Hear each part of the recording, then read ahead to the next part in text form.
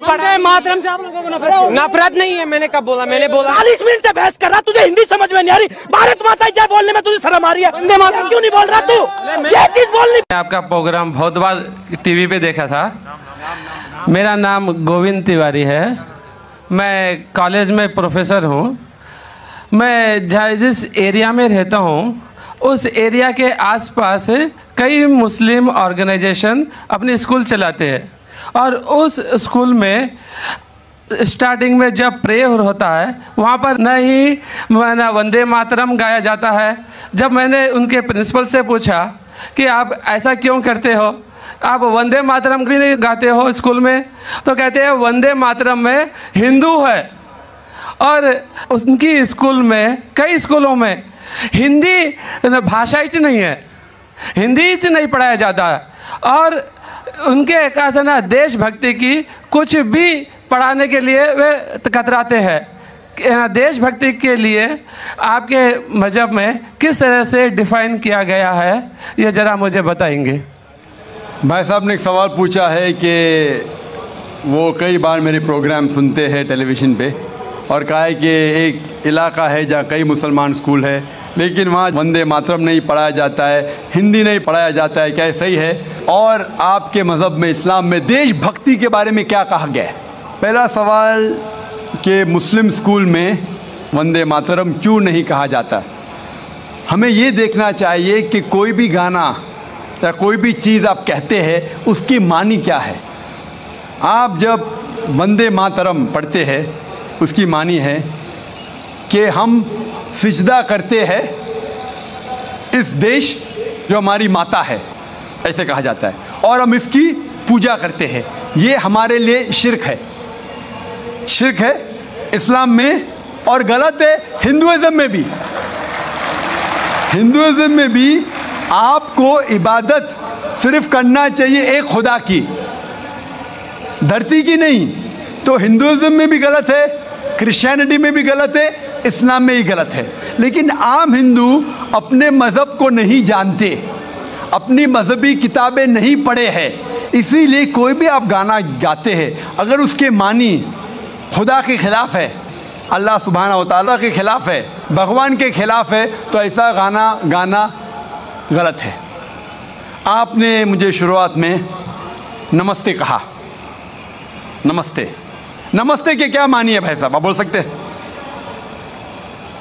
नहीं पता क्या मानी है? माइक्रोफोन ऑन कीजिए ज़रा भाई साहब का।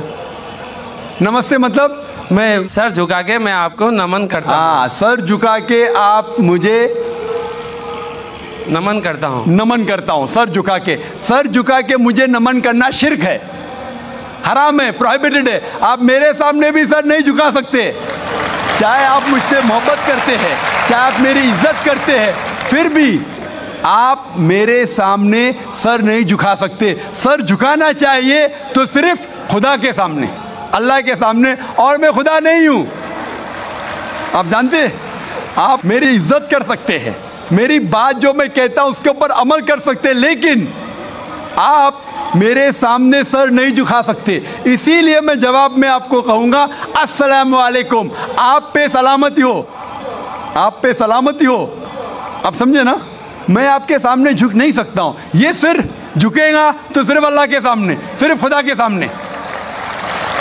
तो आपने बड़प्पन में मुझे कहा, लेकिन अगर गलत चीज़ कहा तो मैं वापस से जवाब नहीं दे सकता हूँ, क्योंकि मैं जानता हूँ जो लोग नहीं जानते वो ऐसे हरकत कर सकते हैं। मिसाल के तौर पे 1 महीना पहले मैं जब बॉम्बे एयरपोर्ट पे था तो एक औरत, हिंदू खातून, मुझे पूछी कि आप डॉक्टर जाकिर नाइक है? आयु डॉक्टर जाकिर नाइक? मैंने कहा जी हाँ। ओ, मैं आपका रोज़ प्रोग्राम देखती हूँ, मैं दुबई से 25 साल के बाद बम्बई में आ रही हूँ, 25 साल के बाद हिंदुस्तान में आ रही हूँ। उसके सिर पे टीका था, हिंदू औरत थी, बोलती मैं आपके प्रोग्राम देखती हूँ और बहुत अल्हम्दुलिल्लाह तारीफ़ करने लगी। सारी तारीफ़ अल्लाह की है, मैं कुछ भी नहीं हूँ। और फिर कहने लगी कि मैं तुम्हारे पैर छूना चाहती हूँ। मैंने कहा कि ये गलत है, शिर्क है। तो बोले क्यों? वही जवाब मैंने दिया, आप जो भी कहो मैं आपकी बात मानूंगी। तो मैंने कहा आप कुरान मजीद पढ़िए, कुरान मजीद पढ़िए और इसके ऊपर अमल कीजिए। और मैंने तकरीर दी है, similarities between Islam and Hinduism, Islam और हिंदुइज्म में यकसानियत, और साबित किया है कि हिंदुइज्म में भी लिखा है कि आप सिर्फ एक ईश्वर की इबादत करना चाहिए, जितने ऋषि आने वाले उनमें मानना चाहिए, और मोहम्मद सल्लल्लाहु अलैहि वसल्लम में भी। तो आपको अगर कुरान और वेदा पे अमल करना चाहिए जो यकसा है, आपको एक खुदा में मानना पड़ेगा और आखिरी पैगंबर मोहम्मद सल्लल्लाहु अलैहि वसल्लम पर। आपका और एक सवाल था कि हिंदी क्यों नहीं पढ़ाई जाती है, हिंदी मुस्लिम स्कूल में क्यों नहीं पढ़ाई जाती है। कुछ स्कूल में हो सकता है, लेकिन मेरे हिसाब से अक्सर स्कूल में हिंदुस्तान में हिंदी पढ़ाई जाती। जो स्कूल मैंने कायम किया हूं, इस्लामिक इंटरनेशनल स्कूल, उसमें भी हिंदी पढ़ाई जाती है। ना हिंदी, मराठी भी, जो हमारे स्टेट लैंग्वेज है, हम पढ़ाते हैं, जोर देते हैं अंग्रेजी और अरबी पर। नंबर 1 अंग्रेजी अरबी, फिर उर्दू, हिंदी, मराठी, आगे चल के संस्कृत भी सिखाएंगे, संस्कृत भी, ताकि हिंदुस्तानी लोग जितने मज़ाहिब इस देश में हैं उसको समझे। मैं गवर्नमेंट से कहता हूं कि हिंदुस्तान में संस्कृत आम करो। संस्कृत आम करेंगे तो लोग वेदा पढ़ेंगे, पढ़ने के बाद हक के तरफ आएंगे और हिंदू मुस्लिम एक हो जाएंगे। हिंदी तो छोड़ो, संस्कृत, क्योंकि वेद संस्कृत में, हिंदी में नहीं है। हिंदू की जबान है संस्कृत। और मैंने तकरीर की है हिंदुइज्म और इस्लाम में यकसानियत, लेकिन आम हिंदू अपनी मजहबी किताब पढ़ा ही नहीं तो क्या जानेगा। तो मैं संस्कृत कोट करता हूँ, फिर तर्जुमा करता हूँ और कहता हूँ कि आपको अगर लगता है कि मैं कुछ गलत कह रहा हूँ, रेफरेंसेस देता हूँ मैं। आपका आखिरी सवाल था कि इस्लाम में देशभक्ति के बारे में क्या कहा गया है। इस्लाम में कहा गया है कि सबसे पहले जो हमें बात मानना चाहिए वो हमारे खालिक की, बनाने वाले की, खुदा की, अल्लाह की, सबसे पहले। अगर अल्लाह की बात से कोई दूसरी बात टकराती है तो उसे छोड़ देना चाहिए। जहां तक कि मैं हिंदुस्तानी हूं और मैं गर्व से कहता हूं कि मैं फंडामेंटलिस्ट मुस्लिम हूं, I am a good practicing Indian. Fundamentalist, बुनियाद परस्त मुस्लिम भी हूं और अच्छा हिंदुस्तानी भी हूं। मैं हिंदुस्तान के कॉन्स्टिट्यूशन को जानता हूं। हिंदुस्तान के कॉन्स्टिट्यूशन में एक भी चीज फर्ज नहीं है जो इस्लाम में हराम है, और ऐसी कोई भी चीज नहीं है जो हमें मजबूर करती है जो इस्लाम में हराम है। और हिंदुस्तान के कॉन्स्टिट्यूशन में, इंडियन कॉन्स्टिट्यूशन में ऐसी कोई भी हराम चीज नहीं जो इस्लाम में फर्ज है और इंडियन कॉन्स्टिट्यूशन में हराम है। तो मैं दोनों को साथ में लेके चलता हूं, लेकिन अगर टकराव होगा, मेरे हिसाब से I can be a very good Muslim and a good Indian. मैं अच्छा मुसलमान भी हूं और अच्छा हिंदुस्तानी भी हूं, लेकिन अगर आगे चल के, अभी तो कोई टकराव नहीं है, लेकिन अगर आप ऐसे देश में हैं जो देश का कानून अपने खालिक के कानून से टकराता है, तो खालिक का कानून ऊंचा है, खालिक का कानून ऊंचा है, खुदा का कानून ऊंचा है, अल्लाह का कानून ऊंचा है। फिर आता है देश। देश ने हमें, ठीक है, ये देश में हम जीते हैं, देश हमारे लिए फैसिलिटीज देता है, लेकिन हमें जान किसने दी? देश ने या खालिक ने? खुदा ने दी। ये हवा जो है, ये हवा के बिना 5 मिनट भी आप जिंदा नहीं रह पाएंगे। कितना? 5 मिनट भी नहीं जिंदा रह पाएंगे। किसने दी? देश ने या अल्लाह ने? खुदा ने। देश ने भी हमारे लिए अच्छे काम किए। मैं देश के खिलाफ नहीं हूँ, मैं भी देशभक्त हूँ। देशभक्त के मानी क्या? अगर आप बोलते देशभक्त मतलब देश की इबादत करना, तो मैं देशभक्त नहीं हूँ। अगर देश की तरक्की चाहता हूँ, हाँ मैं हूँ देशभक्त। तो देशभक्त के मानी क्या इंपॉर्टेंट है।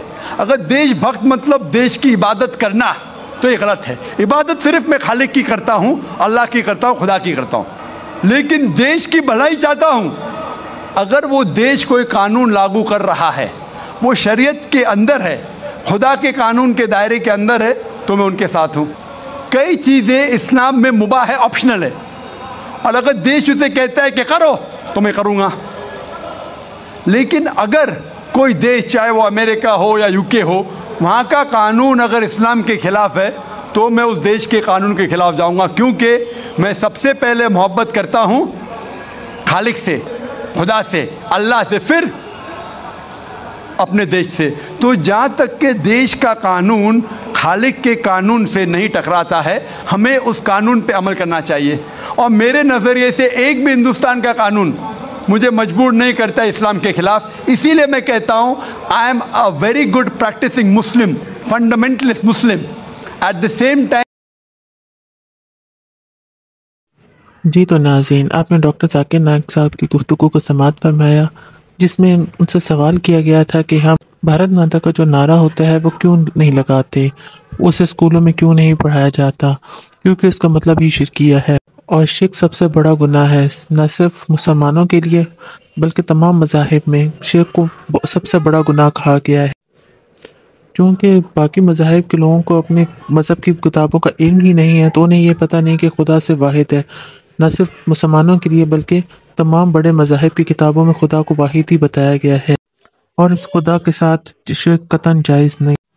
अगर किसी भी हिंदू का ये कहना है कि इस देश ने हमें सब कुछ दिया है जिसकी वजह से हम उसे पूछते हैं, तो ये गलत है, क्योंकि देश देने वाला भी तो रब है और वो यकता है और पूजने का हक सिर्फ उसको है जिसने ये देश भी दिया है, और देश को देने वाला तो देश से भी बढ़कर है और इबादत के लायक सिर्फ वही रब है। और दूसरा सवाल कि मुसलमानों के स्कूल में हिंदी नहीं पढ़ाई जाती, तो इस पर डॉक्टर जाकिर नाइक साहब का कहना था कि हमारे अपने स्कूल में हिंदी पढ़ाई जाती है और हिंदी के अलावा दूसरी ज़बानें भी पढ़ाई जाती हैं जो कि भारत की ज़बानें हैं, क्योंकि हिंदी ज़बान सीखना कोई गुनाह नहीं है बल्कि ये अच्छी बात है। लेकिन इन मुसलमान भारत माता का नारा नहीं लगा सकते क्योंकि इसमें शिर्क है। तो नाज़रीन, आपको आज की हमारी वीडियो कैसी लगी? हमारी इस वीडियो को ज़्यादा से ज़्यादा लाइक करें, शेयर करें और हमारे चैनल को सब्सक्राइब करें। जज़ाकल्लाह, अल्लाह नेगहबान।